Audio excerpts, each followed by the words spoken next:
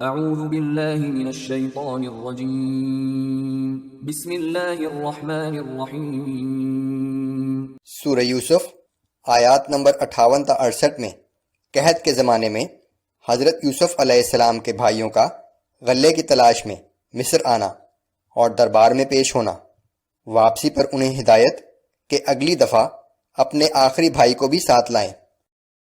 اعوذ باللہ من الشیطان الرجیم۔ وجاء اخوة یوسف فدخلوا علیہ فعرفهم وهم له منکرون۔ پھر قحط کے زمانے میں یوسف علیہ السلام کے بھائی مصر آئے اور وہ یوسف علیہ السلام کے پاس پہنچے تو یوسف علیہ السلام نے انہیں پہچان لیا، لیکن وہ یوسف علیہ السلام کو نہ پہچان سکے۔ وَلَمَّا جَهَّزَهُم بِجَهَازِهِمْ قَالَ ائْتُونِي بِأَخٍ لَّكُم مِّنْ أَبِيكُمْ۔ جب یوسف علیہ السلام نے روانگی کے وقت ان کا سامان تیار کر دیا تو کہا کہ آئندہ اپنے سوتیلے بھائی کو بھی ساتھ لانا۔ أَلَا تَرَوْنَ أَنِّي أُوفِي الْكَيْلَ وَأَنَا خَيْرُ الْمُنزِلِينَ۔ کیا تم نہیں دیکھتے کہ میں ناپ کر پورا دیتا ہوں اور میں بہترین مہمان نواز بھی ہوں؟ فَإِن لَّمْ تَأْتُونِي بِهِ فَلَا كَيْلَ لَكُمْ عِندِي وَلَا تَقْرَبُونَ۔ پھر اگر آئندہ تم اس بھائی کو لے کر نہ آئے تو تمہیں غلہ نہیں ملے گا اور نہ ہی تم میرے پاس آنا۔ قالوا سنراود عنه أباه وإنا لفاعلون۔ انہوں نے کہا کہ ہم اس کے باپ کو اس بات پر آمادہ کرنے کی پوری کوشش کریں گے اور ہمیں امید ہے کہ ہم یہ کام کر لیں گے۔ وقال لفتيانه جعلوا بضاعتهم في رحالهم لعلهم يعرفونها إذا انقلبوا إلى أهلهم لعلهم يرجعون۔ اور یوسف نے اپنے خدمتگاروں کو حکم دیا کہ ان لوگوں نے غلے کے عوض جو مال دیا ہے وہ انہی کے اسباب میں واپس رکھ دو، تاکہ جب یہ اپنے اہل و عیال میں واپس پہنچیں تو اس کو پہچان لیں اور شاید اس سے متاثر ہو کر دوبارہ واپس آئیں۔ فلما رجعوا إلى أبيهم قالوا يا أبانا منع منا الكيل فأرسل معنا أخانا نكتل وإنا له لحافظون۔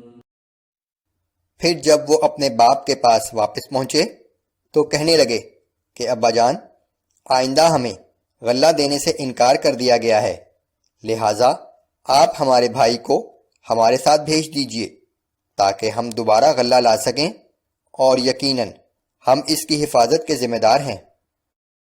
قال هل آمنكم عليه إلا كما أمنتكم على أخيه من قبل۔ یعقوب علیہ السلام نے فرمایا کہ کیا میں اس کے بارے میں بھی تم پر اسی طرح اعتبار کر لوں جیسے اس سے پہلے اس کے بھائی یوسف علیہ السلام کے بارے میں تم پر اعتبار کر چکا ہوں؟ فاللہ خیر حافظا وهو ارحم الراحمین۔ پس اللہ ہی بہترین حفاظت فرمانے والا ہے اور وہی سب مہربانوں سے زیادہ مہربان ہے۔ ولما فتحوا متاعهم وجدوا بضاعتهم ردت إليهم۔ پھر جب انہوں نے اپنا سامان کھولا تو دیکھا کہ ان کا وہ مال جو انہوں نے غلہ خریدنے کے لیے دیا تھا انہیں واپس کر دیا گیا ہے۔ قالوا يا أبانا ما نبغي هذه بضاعتنا ردت إلينا۔ اس مال کو دیکھ کر وہ کہنے لگے کہ ابا جان، ہمیں اور کیا چاہیے، یہ ہمارے غلے کی قیمت بھی ہمیں واپس کر دی گئی ہے۔ ونمير أهلنا ونحفظ أخانا ونزداد كيل بعير. اب ہم اپنے اہل و عیال کے لیے دوبارہ غلہ لائیں گے اور اپنے بھائی کی پوری حفاظت کریں گے اور اس بھائی کے حصے کا مزید ایک اونٹ کا غلہ لائیں گے. ذلك كيل يسير. یہ غلہ جو ہم اب لائے ہیں وہ بہت تھوڑا ہے. قال لن أرسله معكم حتى تؤتون موثقا من الله لتأتونني به إلا أن يحاط بكم. یعقوب علیہ السلام نے فرمایا کہ میں اسے ہرگز تمہارے ساتھ نہیں بھیج سکتا جب تک تم اللہ کی قسم کھا کر مجھ سے پختہ وعدہ نہ کرو کہ تم اسے ضرور میرے پاس واپس لے آؤ گے سوائے یہ کہ تم گھیر لیے جاؤ. فلما آتوه موثقهم قال الله على ما نقول وكيل. پھر جب انہوں نے اپنا پختہ قول دے دیا تو یعقوب علیہ السلام نے کہا کہ ہمارے اس عہد و پیمان پر اللہ نگہبان ہے. وقال يا بني لا تدخلوا من باب واحد وادخلوا من أبواب متفرقة.